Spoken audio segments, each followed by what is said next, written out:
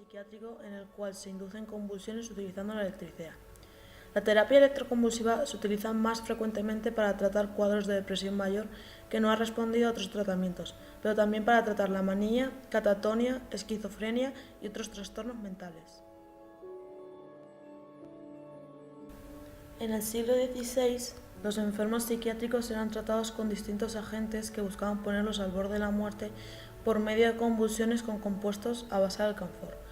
La práctica continuó y paulativamente ganó un tono más científico a finales del siglo XIX, cuando el médico austríaco Julius Wagner estudió el efecto de las altas fiebres en sus pacientes psicóticos, quienes en algunos casos mejoraban su cuadro. Para generar las altas fiebres artificialmente, Wagner utilizaba distintas bacterias e incluso la tuberculina.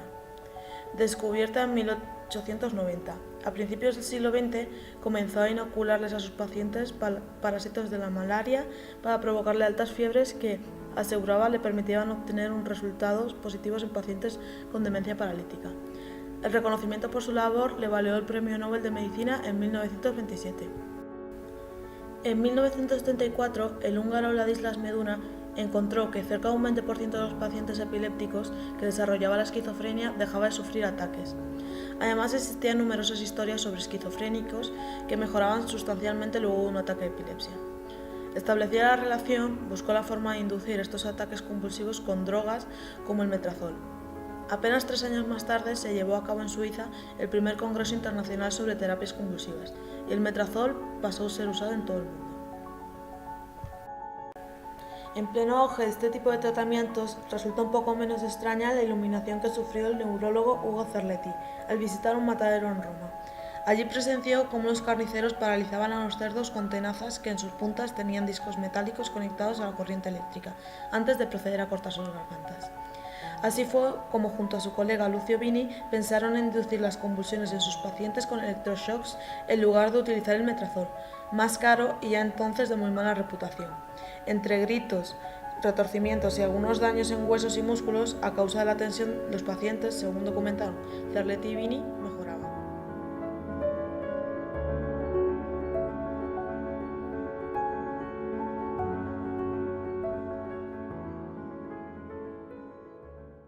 Hola, soy Daniela Bucetti y hoy voy a explicar el electroshock. El electroshock es la activación de las neuronas mediante un campo eléctrico y bueno, voy a tomar un pequeño inciso para explicaros la definición de campo eléctrico. El campo eléctrico se define como la fuerza eléctrica por unidad de carga. La dirección del campo se toma como la dirección de la fuerza que ejercería sobre una carga positiva de prueba. El campo eléctrico está dirigido radialmente hacia una carga positiva, que es como he dibujado aquí, y radialmente hacia el interior de una carga puntual negativa. Esto es la fórmula de campo eléctrico, esto es la carga que se mide en coulombios, esto es la fuerza eléctrica en newtons y esto se mide en voltios. Y bueno, vamos a continuar con el electroshock, que consiste en el pasaje de corriente a través del cerebro, con una tensión que oscila entre 70 y 400 voltios y una intensidad de 200 miliamperios. Y el tiempo de exposición pues, es de entre 2 y 3 segundos. La electricidad despolariza las neuronas, generando una crisis epiléptica parcial, lo que hace que las neuronas liberen mediadores y factores tróficos, que originan la neurogénesis, creación de nuevas neuronas en el hipocampo. Y bueno, esto es lo que tengo sobre el electroshock y bueno, que si tenéis alguna duda no dudéis en preguntarme. Un saludo. A continuación hablaremos sobre algunas curiosidades del electroshock. En primer lugar, nos remontamos en el año 1979 en España, en el que la homosexualidad fue delito y la ley de peligrosidad y rehabilitación social, que sustituía a la ley de vagos y maleantes, castigaba por ello con multas, prisión o rehabilitación social, que sustituía internamiento en psiquiátrico, la mendicidad, la homosexualidad, la transexualidad y la pornografía, entre otras conductas. Algunos homosexuales a finales de los años 70 sufrieron lobotomías y técnicas de electroshock, porque así lo establecía la ley para rehabilitarles. La homosexualidad fue perseguida e incluso llegar hasta la muerte. Por otro lado, el régimen comunista de Cuba cuenta con un largo historial de abuso psiquiátrico, como método para doblegar la voluntad de los hombres, que lo mismo ocurre en la calle que en el cautiverio.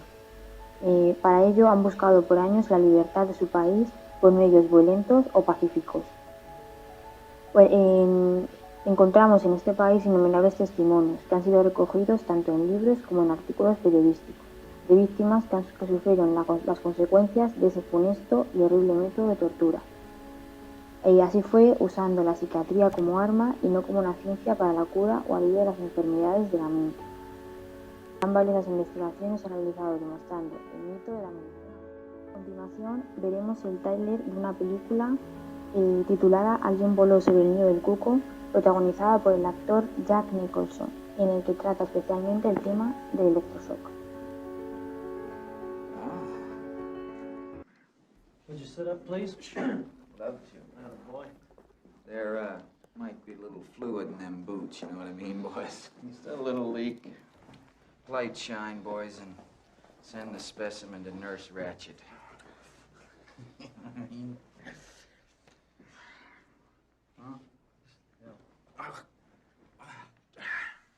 All right, out with your gum. Huh? Out with your gum.